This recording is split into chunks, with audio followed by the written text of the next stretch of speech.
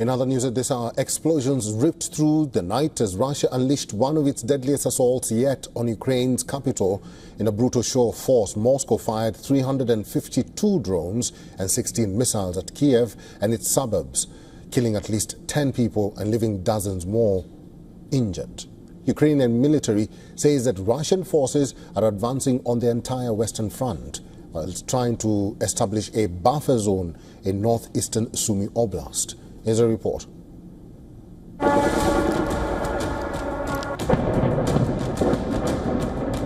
Another night of horror in the Ukrainian capital. Drones swarmed, missiles screamed, sending people scrambling for shelter. But for many, there was no escape. This is the devastation unleashed by Russia's latest assault. Shattered glass, buildings blown apart, rescue workers desperately sifting through the debris in search of survivors. First I thought to escape by climbing down the tree, but I realized I couldn't make the jump. There was no point in waiting for the rescuers because everything was collapsing, cars were exploding, everything was cracking and breaking, with dust and smoke all around me. Then there was an explosion, all in a matter of seconds. It was horrible, of course.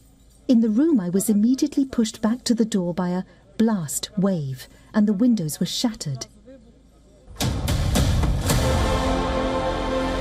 Russia has intensified its air attacks against Ukrainian cities in recent weeks, sending large waves of missiles, drones and decoys designed to overwhelm Ukrainian air defenses. Ukraine's army chief Alexander Syrsky has issued a stark warning. Russia seeks to advance along almost the entire eastern front. Russian forces are on the move, probing Ukrainian defenses with relentless small unit attacks. In May alone, Moscow's troops seized more territory than in the previous month, using motorcycles to dart across open ground and overwhelm Ukrainian lines. Russian President Vladimir Putin says that Russia is ramping up in the production of Oreshnik, one of its newest intermediate-range missiles. Moscow says the missile travels at least 10 times the speed of sound, and so could not be intercepted. The missile has a range of 5,000 kilometers. As the assault intensifies, President Zelensky is in the UK, rallying support and pleading for more air defenses.